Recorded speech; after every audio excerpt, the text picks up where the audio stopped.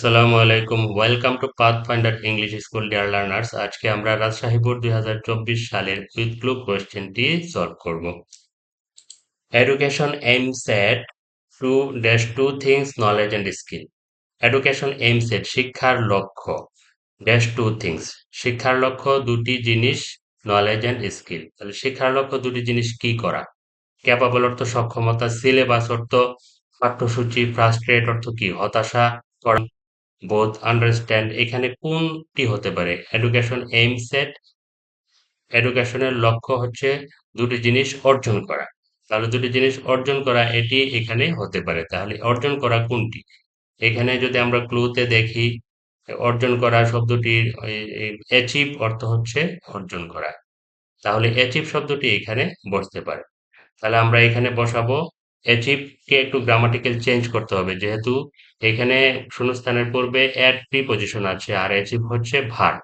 ভার্বের পূর্বে যদি প্রিপজিশন থাকে তাহলে ভার্বের ব্যাস ফর্মের সঙ্গে আইএনজি যুক্ত করতে হয়। S C H I E V I N G, achieving. Education aims at achieving, শিক্ষার লক্ষ্য হচ্ছে অর্জন করা টু থিংস দুটি জিনিস, নলেজ এন্ড স্কিল জ্ঞান এবং দক্ষতা। শিক্ষার উদ্দেশ্য হচ্ছে দুটি জিনিস অর্জন করা, জ্ঞান এবং দক্ষতা। The lessons in a the lessons in a prepare lessons in a পাঠ গুলো প্রিপেয়ার এ লার্নার একজন মানুষকে কি করে প্রস্তুত করে গেইনিং নলেজ জ্ঞান অর্জন করতে অফ সার্টেন সাবজেক্ট কিছু নির্দিষ্ট বিষয় সম্পর্কে। অর্থাৎ লেসন গুলো কোনো নির্দিষ্ট বিষয় সম্পর্কে, কোনো নির্দিষ্ট বিষয় সম্পর্কে শিক্ষার্থীকে জ্ঞান অর্জন করতে কি করে প্রিপেয়ার বা প্রস্তুত করে। তাহলে লেসন গুলো কিসের লেসন? আমরা এখানে লেসন সিনে দ্য লেসন সিনে পাঠগুলো, হ্যাঁ, কিসে আছে, পাঠগুলো কিসে? এখানে কি ক্যাপাবল অথবা সার্টেনলি, বিল, এনলাইটেনমেন্ট এগুলো হতে পারে কিনা? এখানে লেসনের সাথে সম্পর্ক কিসের? আমরা মিনিমাইজ করে আমরা ওয়ার্ডগুলোকে একটু, যে ওয়ার্ডগুলো কাছাকাছি মিনিং প্রকাশ করে না অথবা সম্ভাবনা নেই সেগুলো নিয়ে আমরা প্রথমেই এক মানে কি এক নজরে আমরা বাদ দিয়ে দিব। আমরা যেটি কাছাকাছি মিনিং হতে পারে সেটি নেব। লেসনের সম্পর্ক হচ্ছে সিলেবাসের সঙ্গে। তাহলে এখানে হতে পারে সিলেবাস। যদি আমরা সিলেবাস শব্দটি এখানে বসাই, যেমন S Y double L A B U S, syllabus. The lessons in a syllabus অর্থাৎ পাঠ্যসূচির পাঠগুলো, এটি এখানে বসালে কিন্তু অর্থপূর্ণ হয়। অন্য শব্দগুলো যদি আমরা বসাই, the lessons in a bill, এটি কি মানানসই হয় কিনা? কখনোই নয়। The lessons in a enlightenment, এটি কিন্তু অর্থপূর্ণ হয় না। The lessons in a syllabus, পাঠ্যসূচির পাঠগুলো প্রিপেয়ার এ লার্নার একজন শিক্ষার্থীকে প্রস্তুত করে গেইনিং অর্জন করতে নলেজ অফ সার্টেন সাবজেক্টস, কিছু নির্দিষ্ট বিষয় সম্পর্কে জ্ঞান অর্জন করতে কি করে প্রস্তুত করে। When a learner, যখন একজন শিক্ষার্থী gets a clear dash of a subject, একজন শিক্ষার্থী যখন একটি বিষয় সম্পর্কে টপিক অথবা টপিক সম্পর্কে কি করে গেটস ক্লিয়ার, কি করে টপিক সম্পর্কে যদি সে ক্লিয়ার কি করে, এখানে বলা হচ্ছে দুইটি জিনিসের কথা, নলেজ এবং স্কিল। তাহলে একজন লার্নার যদি when a learner gets a clear dash of a subject, একটি বিষয় সম্পর্কে যখন সে ক্লিয়ার কি পায়, ইট ইন্ডিকেটস হিজ নলেজ, এটি প্রকার, এটি কি বোঝায় তার জ্ঞান। সে সুস্পষ্ট কি পেলে এটিকে জ্ঞান বোঝায়। তাহলে জ্ঞানের সম্পর্ক হচ্ছে আন্ডারস্ট্যান্ডিং এর সাথে, অর্থাৎ জ্ঞান উপলব্ধির বিষয়। আর স্কিল হচ্ছে ক্যাপাবিলিটির সঙ্গে। এই দুটি জিনিস মনে রাখতে হবে। জ্ঞান যত বোঝাবে সেটি হবে আন্ডারস্ট্যান্ডিং অর্থাৎ উপলব্ধি, অনুধাবন। আর স্কিল যা বোঝাবে তা হচ্ছে ক্যাপাবিলিটি, বা ক্যাপাবিলিটি অর্থ হচ্ছে কি সক্ষমতা, আর আন্ডারস্ট্যান্ডিং মানে হচ্ছে কি উপলব্ধি বা অনুধাবন। তাহলে জ্ঞানের সম্পর্ক হচ্ছে অনুধাবনের সঙ্গে। When a learner gets a clear, যখন একজন লার্নার ক্লিয়ার একটি কি পায়, সে ক্যাপাবিলিটি পায় নাকি আন্ডারস্ট্যান্ডিং পায় অফ এ সাবজেক্ট, বিষয় সম্পর্কে অর টপিক সম্পর্কে, ইট indicates his or her knowledge, এটি তার জ্ঞানকে বোঝায়। সে কি পেলে এটিকে জ্ঞানকে বোঝায়। এটি কি সে ক্যাপাবিলিটি, সাবজেক্ট সম্পর্কে তার ক্যাপাবিলিটি হয় নাকি তার আন্ডারস্ট্যান্ডিং হয়, তার উপলব্ধি বা অনুধাবন হয়। তাহলে অবশ্যই তার কি হবে, তার সাবজেক্ট সম্পর্কে আন্ডারস্ট্যান্ডিং হবে। তাহলে এখানে তৃতীয় গ্যাপে হবে when a learner gets a clear understanding, যখন একজন শিক্ষার্থী একটি বিষয় বা টপিক সম্পর্কে কি করে উপর অনুধাবন করে, তখন তার জ্ঞান এটি এটি তার জ্ঞানকে মিন করে বা তার জ্ঞান অর্জনকে বোঝায়। তাহলে এখানে কি হবে? Understanding, UNDERSTANDING, understanding. আচ্ছা, এখানে বক্সে আছে আন্ডারস্ট্যান্ডিং, কিন্তু আমরা লিখেছি আন্ডারস্ট্যান্ডিং কেন হয়েছে? when a learner gets a clear understanding, আমরা বলেছিলাম যে এখানে যে when a learner gets, এখানে সাবজেক্ট ভার্ব আছে এবং এখানে কি আছে? এখানে আছে একটি অ্যাডজেক্টিভ। তাহলে অ্যাডজেক্টিভের পরে একটি নাউন বসে, যেহেতু ভার্ব এখানে বসাতে হচ্ছে, তাহলে এখানে ভার্বের সাথে আইএনজি যুক্ত করে এটিকে নাউনে অথবা জিরান্ডে পরিণত করতে হয়েছে, যেহেতু এটির পূর্বে অ্যাডজেক্টিভ আছে এবং এখানে সাবজেক্ট ভার্ব অলরেডি বসে গেছে। তাহলে অ্যাডজেক্টিভের পরে তো নাউন বসাতে হবে, ভার্ব আর বসানো যাবে না। তাহলে ভার্বকে যদি আমরা আমাদেরকে নাউন করতে হয়, তাহলে ভার্বের সঙ্গে আইএনজি যুক্ত করে এটিকে জিরান্ডে পরিণত করতে হয়। এটি হচ্ছে গ্রামাটিক্যাল রুল। তাহলে when a learner gets a clear understanding, যখন একজন শিক্ষার্থী সুস্পষ্ট অনুধাবন করে of a subject or topic, একটি বিষয় বা একটি টপিক সম্পর্কে, it indicates his or her knowledge, যখন আন্ডারস্ট্যান্ডিং করে এটি বোঝায় তার কি? জ্ঞান। তাহলে it indicates his or her knowledge, যেহেতু এটি তার জ্ঞানকে বোঝায়, তাহলে জ্ঞানের সম্পর্ক আমরা মনে রাখবো যে আন্ডারস্ট্যান্ডিং এর সাথে, অনুধাবনের সঙ্গে। আর স্কিলের সম্পর্ক হচ্ছে ক্যাপাবিলিটির সঙ্গে। স্কিল দিয়ে যদি কোনো আমাদের কাজ করতে হয়, সেখানে চলে আসবে ক্যাপাবিলিটি, সক্ষমতা। আর জ্ঞান, নলেজ নিয়ে যখন কাজ করব আমরা, তখন সেখানে চলে আসবে উপলব্ধি, অনুধাবন, আন্ডারস্ট্যান্ডিং। নেক্সট অ্যাপিয়ার্স স্কিল, এখন চলে আসছে স্কিলের কথা। এখানে দুটি জিনিস আলোচনা করছে, একটি হচ্ছে জ্ঞান এবং আরেকটি কি? স্কিল, দক্ষতা। নেক্সট অ্যাপিয়ার্স স্কিল, পরবর্তীতে আসে দক্ষতার কথা। দ্যাট মিন্স, দক্ষতা বলতে বোঝায় the dash of doing something. দক্ষতা বলতে কি বোঝায়? দক্ষতা, ওখানে তো জ্ঞান ছিল, আন্ডারস্ট্যান্ডিং, আর দক্ষতা হচ্ছে ক্যাপাবিলিটি। দক্ষতা হচ্ছে ক্যাপাবিলিটি। দক্ষতা বলতে বোঝায় that means the capability of doing something. Capability আমরা ওয়ার্ডটি লিখি CAPABILITY, capability of doing something, অর্থাৎ দক্ষতা বলতে বোঝায় কিছু করার সক্ষমতা বা ক্ষমতা। With the use of knowledge, জ্ঞানকে কাজে লাগিয়ে বা জ্ঞানকে ব্যবহার করে কিছু করার কি? সক্ষমতা বা ক্ষমতা। তাহলে আমরা বুঝলাম যে স্কিল হচ্ছে ক্যাপাবিলিটির ব্যাপার। আচ্ছা, তারপর knowledge provides us with dash and skill presents the ability of doing well. তাহলে নলেজ আমাদেরকে কি করে? প্রোভাইডস আস উইথ, নলেজ আমাদেরকে অবশ্যই কি করে? আমাদেরকে সরবরাহ করে থাকে। কি সরবরাহ করে থাকে? Knowledge.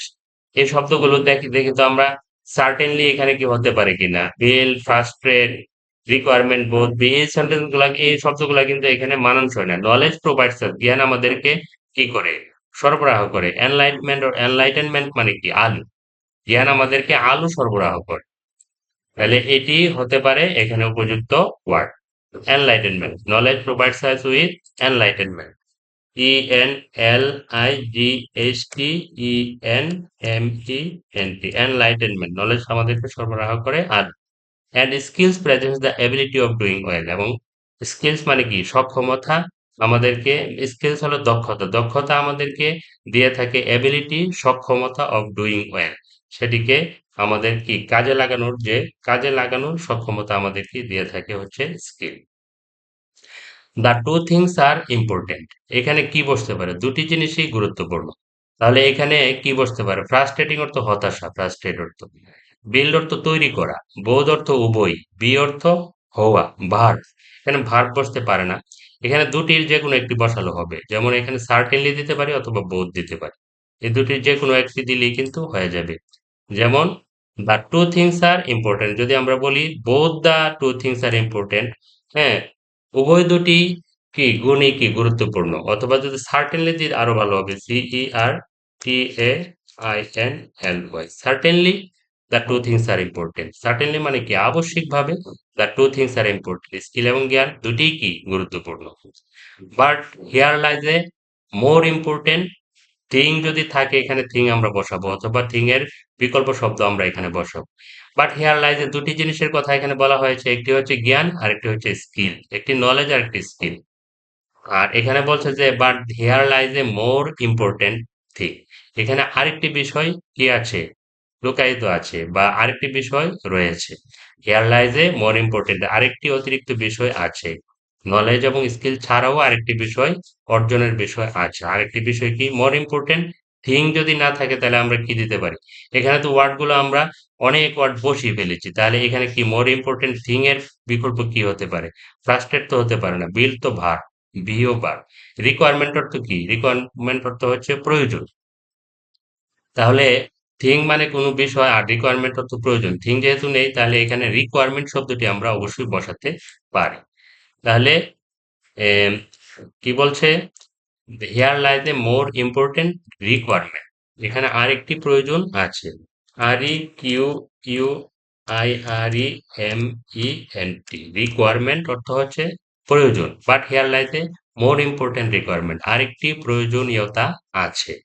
Education should make a man, প্রয়োজনীয়তাটি কোনটি? Education should make a man, শিক্ষার উচিত একজন মানুষ তৈরি করা, মানুষের মতো। শুধু জ্ঞান অর্জন এবং স্কিল তৈরি করা এটাই শিক্ষার উদ্দেশ্য হওয়া উচিত নয়।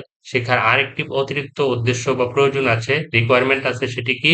Education should make a man, শিক্ষার উচিত একজন মানুষ তৈরি করা।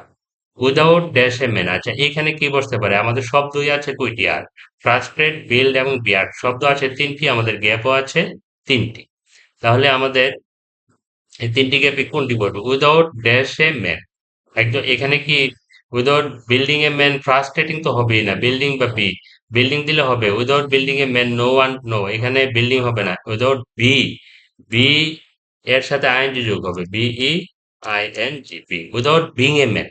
বিং আইএনজি কেন হয়েছে, এটা ইজি একটা বিষয়। উইদাউট হচ্ছে প্রিপজিশন, প্রিপজিশনের পরে বি যে ভার্বটি আছে এটির সঙ্গে আইএনজি যুক্ত হয়েছে। আমরা জানি যে প্রিপজিশনের পরে ভার্বের বেস ফর্মের সঙ্গে আইএনজি যুক্ত হয়।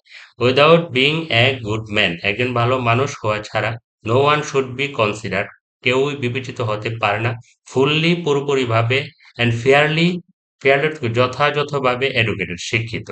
অর্থাৎ একজন ভালো মানুষ না হলে একজন মানুষ কি, তাকে কনসিডার বা বিবেচনা করা উচিত নয় পুরোপুরিভাবে অথবা যথাযথভাবে শিক্ষিত হিসেবে। উইদাউট ইট, এই ভালো মানুষ হওয়া ছাড়া, উইদাউট ইট এটি ছাড়া, অল আদার্স অ্যাচিভমেন্টস আর, তাহলে এখানে আর শব্দই আছে দুটি, প্লাস এখানে আছে শব্দই আছে আর তিনটি। তাহলে উইদাউট ইট এটি ছাড়া কি, অল আদার অ্যাচিভমেন্ট, সকল অর্জন কি, সকল অর্জন বিল হবে বা কনসেন্ট্রেট অর্থ মনোযোগ দেওয়া, আর বি তো আমরা বসিয়ে ফেলেছি, তাহলে এখানে কোনটি হবে? ফ্রাস্ট্রেট অর্থ কি, হতাশাজনক, হতাশা করা বা হতাশাজনক, তাহলে এখানে ফ্রাস্ট্রেট, এখানে হবে all other achievements are frustrated হবে, F R U S T R A T E D, frustrated, all other achievements are frustrated, এটি পেসিভ হয়েছে, পেসিভ ভয়েসে হয়েছে। অর্থাৎ অ্যাচিভমেন্টস আর ফ্রাস্ট্রেটেড, এটি কি সব ধরনের অর্জনই আমাদের কি ব্যর্থ, ব্যর্থ, এটি পেসিভ। অ্যাচিভমেন্টস নিজে নিজে ব্যর্থ হতে পারে না, ব্যর্থ করা হয়, এই কারণে এটি পেসিভ ভয়েসে হয়েছে। এই কারণে পেসিভ ভয়েসে আমরা জানি যে অক্সিলারি ভার্বের পরে মেইন ভার্বের পাস্ট পার্টিসিপল হয়। তারপর therefore one should at first, এখানে আর শব্দই আছে কোটি, এখানে শব্দ আছে বিল্ড এবং কনসেন্ট্রেট, তাহলে ফ্রাস্ট্রেট তো আমরা বসিয়ে ফেলেছি। দুটি শব্দ আছে বিল্ড এবং কনসেন্ট্রেট, বিল্ড এবং কনসেন্ট্রেট এর মধ্যে কোনটি হবে? Therefore one should at first, একজন মানুষকে এট ফার্স্ট প্রথমে কি করতে হবে? মনোযোগ দিতে হবে। তাহলে কনসেন্ট্রেট, তাহলে কি হবে? One should at first concentrate হবে, C U N CENTRATE, one should at first concentrate on attaining positive human aspects, একজনকে কি করতে হবে? মনোযোগ দিতে হবে on attaining, অর্জনের জন্য, positive human aspects, ইতিবাচক মানবিক গুণাবলী অর্জনের দিকে নজর দিতে হবে। কনসেন্ট্রেট ভার্বটি আর পরিবর্তন হবে না, যেহেতু শুড হচ্ছে মডেল অক্সিলারি ভার্ব, এরপরে মূল ভার্বের পেজ ফর্ম।